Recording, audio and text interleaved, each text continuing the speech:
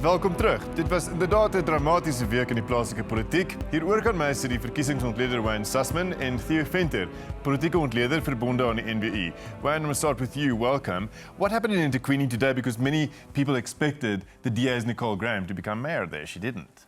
Well, the ANC have one of Jacob Zuma's former financial backers to thank, and that is PG Mavundla, the former mayor of Mvoti in the Greytown area. And at the 11th hour, literally at 59 minutes past 23, very close to midnight, he decided to desert the opposition coalition and move his critical 2 votes, but not just his 2 votes. Viewers must understand there are 14 parties with 1 vote in Etequini, and they decided to work as a bloc.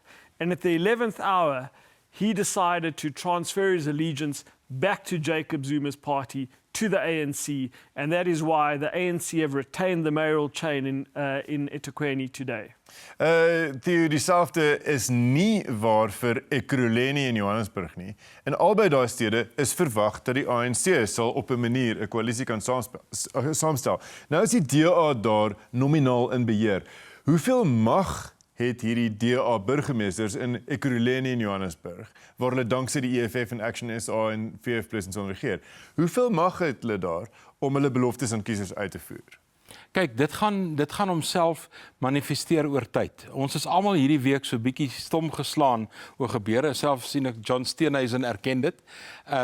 En nou vind die groot horstryding agter die skerms plaas. Wie kry watter posisies op die exco's en op die bestuurskomitees van die verskillende metros. En dit gaan uiteindelik bepaal tot watter mate die mag homself gaan manifesteer en hoe hulle dit gaan uitoefen in terme van hulle eie beleid. Ek het baie fyn geluister na Steenhuisen. Hy kom elke keer terug by die waardes en die oortuiging van die party. Ek dink hy kon baie makliker geantwoord het deur te sê ons fokus gaan wees op die kiezer en ons gaan met 'n pragmatiese hand kyk hoe ons die kiezer kan help om beter dienslewering te kry. Dis 'n baie makliker antwoord want dis wat in werklikheid gaan gebeur. Yes, but it's not always clear what the voters want, is it, Wayne? Because in polling ahead of the election, voters made it very clear that they dislike DA voters made it clear that they dislike the ANC, but they fear the EFF more.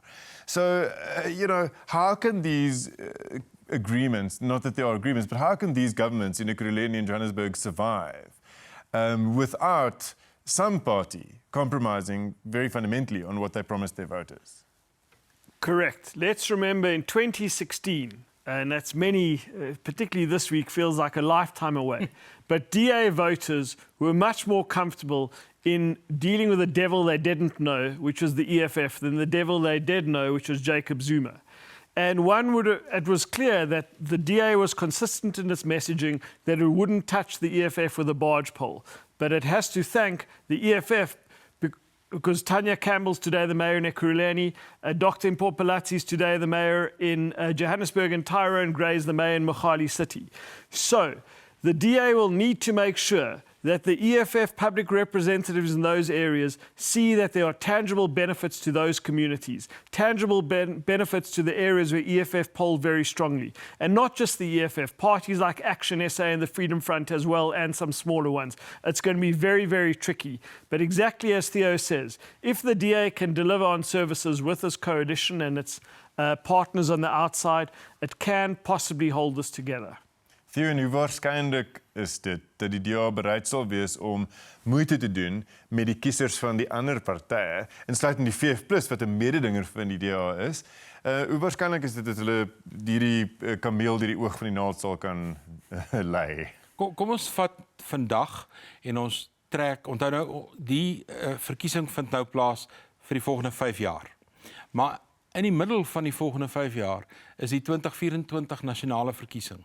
En ek dink nie een van die groepe wat hierdie week op een of ander manier gewen het dit uit die oog uit verloor nie. So wat hulle ook al nou doen, gaan hulle beslis doen met die oog op 'n nasionale en 'n provinsiale verkiesing wat nie ver vorentoe is nie. So ek dink, ek stem met Wayne hier saam, hulle gaan eenvoudig moet fokus op daardie gebiede in wat deur die EFF byvoorbeeld beheer word in baie plekke, Metsimaholo is 'n voorbeeld, Sasolburg, waar hulle nou 'n burgemeester het.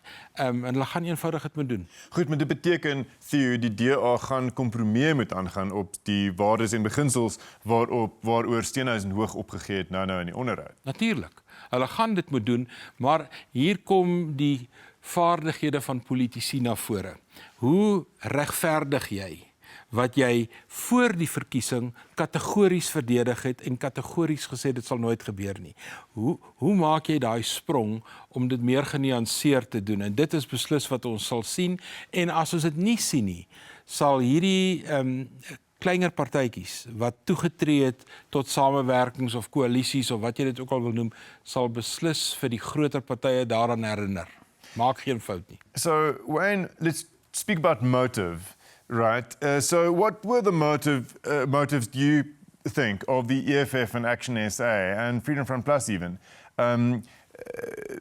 doing these arrangements behind the DA's back in Ekurhuleni and Johannesburg? What do you think? Is it only to get the ANC out or to weaken the DA as well? So let's separate Action SA and Freedom Front for the moment, because it was clear when the results came in Tshwane, that in Pretoria, that even though the DA lost ground, they could form a stable coalition because of the strength of the performance of parties like Action SA and the Freedom Front. Now let's speak about the EFF. The EFF understands that their path to growth, what's critical, as Theo just said, about the next few years, as we focus and march towards the national and provincial elections, their path to growth isn't through an ANC which is governing Ekurhuleni, it isn't through an ANC which is governing Johannesburg, it's through a weaker ANC, it's through a beleaguered ANC. There were incredible images of Julius Malema on Saturday night at an EFF victory party playing DJ. He was playing the turntables, and this was a man in his element, probably plotting what was going to be happening in our metros this week. And what we saw there is that it's clear that in order for the EFF to continue to shake up our politics, they need to do it through a weaker ANC. And I think Malema has had an incredible last 48 hours, and he's in a much better position than he found himself at the end of last week. A weaker ANC and an EFF that can govern. Because that's their biggest problem. Dis hulle grootste fout.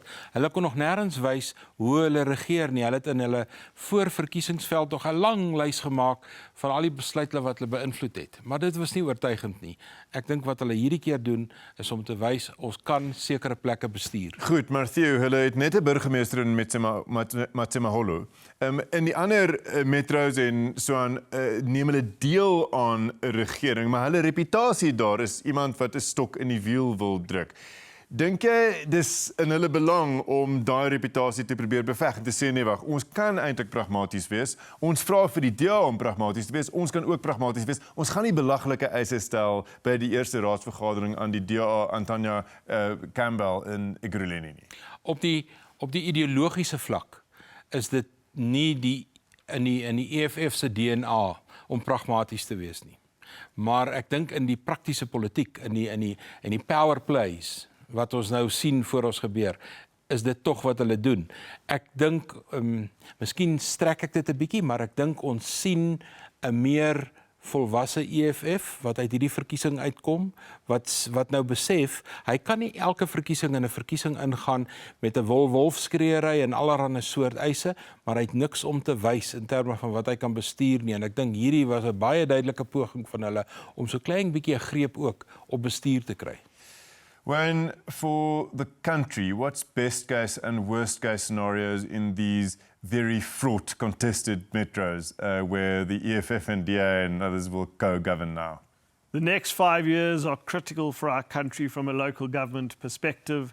We cannot afford 5 years of what we often saw in Nelson Mandela Bay, where the councils collapsed because of the whim and fancy of a particular councillor from a small party. Political parties need to show maturity, political councils need to show maturity and understand that service delivery needs to be improved in the next 5 years. Otherwise, we'll get less South Africans participating in elections. Otherwise, we'll see much more service delivery protests. We'll see many more examples like we saw in Getling, Rivier, Koster, where the community feel they can no longer work with the municipalities and they have to take things into their own hands. Councillors from across the board need to understand that if they do not pull up their socks in the next 5 years, it's going to have a devastating impact and it's not going to bear well for the future of this country. En alhoewel ek met Wayne saamstem, moet ek sê al die beloftes wat die ANC voor die verkiesing gemaak het oor 'n beter ANC met meer verantwoordelike raadslede, met al hierdie goed wat hulle gesê het, is die posisie waarin hulle nou bevind. 'n ANC wat eintlik veg vir oorlewing. En dit gee vir 'n mens min tyd om al hierdie beloftes tot uitvoer te bring. Maar hoe moet ons verwag sal die ANC optree nou dat hy regtig veg vir oorlewing, Theo? Wel, dis die groot vraag en ek weet nie of hulle die kapasiteit het nie. Ek het die gevoel ons president Cyril Ramaphosa, leier van die ANC, het op die oomblik meer vyande in die ANC as buite die ANC. So dit raak 'n baie gekompliseerde geveg hier. Speaking of Ramaphosa, Wayne, why is he getting so little heat shortly after the ANC's terrible results? Correct. Remember, the ANC's two worst election performances were in 2019, where the ANC falls below that big mark of 60%, they fall to 57%. And in this local government election, they didn't fall below the 60% mark, they fell below the 50% mark, falling from 54% to 47% of the vote. This is a crisis for the ANC.